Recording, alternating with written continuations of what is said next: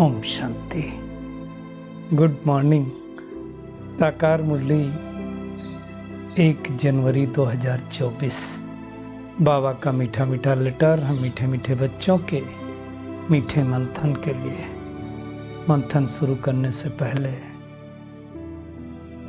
ज्ञान सूर्य शिव बाबा की लाइट और माइट भरी किरणों के नीचे बैठ जाते हैं और अनुभव करते हैं कि मैं लाइट स्वरूप माइट स्वरूप आत्मा हूं। आप सबको नए वर्ष 2024 की, आने वाले नए युग की बहुत बहुत बधाई हो। देखिए, यूं तो ये नया वर्ष हर साल आता है, हर साल चला जाता है। 23 आया, 24 आया, ऐसे ना जाने कितने वर्ष आ गए। परंतु सच्ची सच्ची बधाई यही है कि हम यही चाहते हैं कि हम सब भाई बहनें अब नए वर्ष में नया पुरुषार्थ करें, नई सोच के साथ। पुराने वर्ष को विदाई और नए वर्ष की बधाई, अर्थात अपने कोई पुराने संस्कार छोड़ करके नए संस्कारों को धारण करें। यही हमारी शुभ कामना, शुभ भावना है। वर्ष का पहला दिवस आप सब लोग एकदम मीठे रहें, प्यार से बोलें और दैवी गुणों से संपन्न बने। यही हमारी शुभ भावना, शुभकामना है।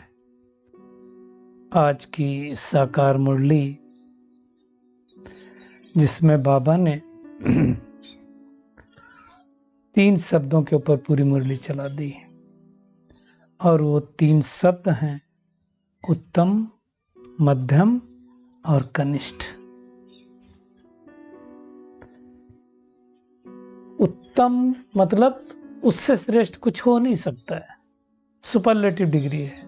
मध्यम मतलब बीच का, और कनिष्ठ का मतलब तो समझते हैं आप। तो बाबा ने आज उत्तम पुरुष के बारे में बताया। पुरुष माने होता है आत्मा, और उत्तम माने अच्छी। तो अच्छी आत्मा बनना है तो हमें क्या करना पड़ेगा? बाबा ने कहा, अगर अच्छी आत्मा बनना है तो पढ़ाई पर ध्यान देना पड़ेगा। पढ़ाई मेहनत से करनी पड़ेगी, पढ़ाई से कभी रूठना नहीं है। आप दुनिया में भी देखो, जिनको अच्छा बनना होता है तो वो क्या करते हैं? पढ़ाई पर अटेंशन देते हैं। ऐसा थोड़ी होता कि रूठ गए तो पढ़ाई छोड़ दें। रूठने के बाद अगर हमारा मन खराब हो तो पढ़ाई में मन नहीं लगता है। फिर पढ़ाई में बुद्धि इधर उधर चली जाती है। आप देखो, किसी से थोड़ा बहस भी हो जाए, ज्यादा बोल भी दें, तो हमारा मन नहीं लगता पढ़ने में। और पढ़ने में मन ना लगे तो फिर पास कैसे होंगे? इसलिए बाबा ने कहा, पढ़ाई का लड़ाई झगड़े से कोई ताल्लुक ही नहीं होता है। इसलिए स्टूडेंट लाइफ में देखो कितना अटेंशन रखते हैं, माँ बाप भी बहुत अटेंशन रखते हैं। हालांकि आजकल हो क्या गया है, तन का तो बड़ा माँ बाप भी ध्यान रखते हैं, लेकिन कई बार सवेरे सवेरे बच्चों को डांट देते हैं, कुछ ऐसी बातें बता देते हैं जिससे बच्चों का भी मन खराब होता है। हमें क्या करना चाहिए? तन और मन दोनों का ध्यान रखना है। तो इसलिए लड़ाई झगड़ा नहीं करना है ना? पढ़ेंगे लिखेंगे तो बनेंगे नवाब, घूमेंगे फिरेंगे तो होंगे खराब, कहते हैं ऐसा। तो पढ़ना है और लिखना है, मतलब जो पढ़ा उसको मानस पटल पर लिख देना है। नोट्स भी बनाने चाहिए तो उन्नति होगी। और सदैव ध्यान रहे, जो मेरा पुरुषार्थ 2023 में था 24 में नहीं हो सकता है। और उसके लिए हमें क्या ध्यान देना पड़ेगा? एक ही ध्यान देना पड़ेगा, हमारी चाल चलन कैसी। सिंपल बात बाबा समझाता है, हमें क्या बनना है? देवी देवता। अब देवी देवता बनना है तो देवताओं जैसी चाल चलन चाहिए, देवताओं जैसे दैवी गुण चाहिए, देवताओं जैसा मीठा बनना है, देवताओं जैसा कल्याणकारी बनना। देवताओं के मंदिर में जाते हैं तो क्या होता है? देवताएं थोड़ी सोचते आया है तो इसका कल्याण करूंगा, ये नहीं आया है तो इसका कल्याण नहीं करूंगा। सबके प्रति एक भावना होता है। इवन देवी देवताओं के लिए तो इतना तक कहा गया कि चोर अगर अपनी चोरी की भावना से जाता और कहता है, भगवान उपकार करना जिससे मेरे आज अच्छा फायदा हो, अच्छी चोरी कर पाऊं, तो भी भगवान कोई दुर्व्यवहार नहीं करता, कोई श्राप नहीं देता है, उसकी मुद्रा वैसे ही रहती है। तो हमें देवी देवता बनना तो चलन राज चाहिए, और मुख्य बात है बहुत बहुत बहुत मीठा बनना है। तो हम सब आज 2024 के पहले दिन एक संकल्प करते हैं, करेंगे सभी लोग एक ही संकल्प, हम बहुत बहुत मीठा बोलेंगे, कोशिश करेंगे। जब हमारी क्या होगी, प्रैक्टिस होना चालू हो जाएगी तो धीरे धीरे मीठे हो जाएंगे। है नहीं, अभी फॉर एग्जाम्पल हम मीठे नहीं हैं, लेकिन जब विजुलाइज करेंगे वो बार बार यूज करेंगे तो हो जाएंगे। तो आज से ये वाला पुरुषार्थ करने का हम सब मेहनत करते हैं, करेंगे। आप लोग अगर करेंगे तो कमेंट में लिख करके बताना कि आज से हम बहुत मीठा बोलेंगे। अगर मीठा ना बोल पाए किसी कारण बस, तो भी उसको नोट करेंगे, ठीक है ना। चलिए, बहुत अच्छा है। बाबा ने कहा मीठ मुख से ऐसे बोल निकले ना जो सबको मीठे लगे, किसी को दुख ना हो। दुख देने वाले, चैलेंज करने वाले, ज्यादा बोलने वाले, ऐसे बोल नहीं होने चाहिए। तो ये हम सब ध्यान देंगे। बाबा पूछता है, अब बुद्धि भटकती तो नहीं है? बुद्धि का ठिकाना कहाँ है? परम धाम में बुद्धि लगती है क्या? इसलिए बाबा कहता है ठिकाने, एक ठिकाने लगाओ। ठिकाने लगाओ मतलब एक जगह पर फोकस करो, मल्टीपल फोकस नहीं होना चाहिए। और उसके लिए क्या करो, बाबा ने कहा सिर्फ और सिर्फ बेहद के बाप को याद करो। हद के बाप की बात तो है नहीं। अब सारी दुनिया इस समय तमो प्रधान है, इसलिए याद तमो प्रधान वाली चीजें ज्यादा आती हैं, लेकिन हमें बाबा के सिवाय किसी को याद नहीं करना, और जो डायरेक्शन बाबा ने दिया वो हमें करना है। तब विकर्म विनाश होंगे, ऐसे नहीं होंगे। 84 जन्म भोग के तो हम कौड़ी मिसल बने, अब भगवान आकर के फिर से हमें हीरे मिसल बना रहा है। इसलिए बाबा सिंपल सी बात सुनाता है, अपने को आत्मा समझेंगे। तो एक ये होमवर्क भी हम करेंगे हम सब, कि हर एक को आत्मा स्वरूप में देखेंगे, खुद को भी आत्मिक भाव में देखेंगे। फिर हम यहाँ से परमधाम जाएंगे, परमधाम से आएंगे तो नया शरीर लेंगे, और उतने टाइम में सारी दुनिया बदल जाएगी, श्रेष्ठ हो जाएगी। तो हमें इतना श्रेष्ठ पुरुषार्थ करना है। बाबा ने कहा निश्चय है ना, और निश्चय होगा तो दैवी गुण धारण करने का हम पुरुषार्थ अवश्य करेंगे। देखो, जो दुनिया के भी स्टूडेंट अच्छी पढ़ाई करते हैं वही ऊंच पद पाते हैं, IAS PCS कौन बनता है? वही तो बनेंगे ना। तो हमें भी क्या करना है? पुरुषार्थ करना, मेहनत करना है ना। माया दीवे को बुझाएगी, बाप समय है वो जलाएगा। अभी देखो 100 की सीधी बात मैं जो समझ पा रहा हूँ कि हमारा संग कैसा है, दो है, या तो माया का संग है या तो बाप का संग है, या बाप के बच्चों का संग है। तो जिसका संग रखेंगे उसका इम्पैक्ट पड़ेगा। बाबा कहता है तुम राज ऋषि हो। ऋषि किसको कहा जाता है? पवित्र आत्मा को। तुम्हारे जैसा ऋषि तो कोई हो ही नहीं सके। राज ऋषि किसको कहते हैं? हम अपनी कर्मेंद्रियों के राजा, राजयोग का अभ्यास करने वाले। और ऋषि मतलब किसी चीज में अटैचमेंट नहीं, बिल्कुल प्योर। तो बाबा कहता है आत्मा ही ऋषि है। राज ऋषि मतलब राज कहाँ से लेंगे? परमात्मा पिता से लेंगे। तो बाबा कहता है तुम्हें कितनी खुशी होनी चाहिए कि तुम विश्व के मालिक थे, भगवान आकर के फिर से विश्व के मालिक बना रहा है। और जितना परमात्मा को हम याद करेंगे उतना खुशी में रहेंगे। श्री कृष्ण को लॉर्ड कृष्णा भी कहते हैं ना, भगवान को लॉर्ड नहीं कहते कभी।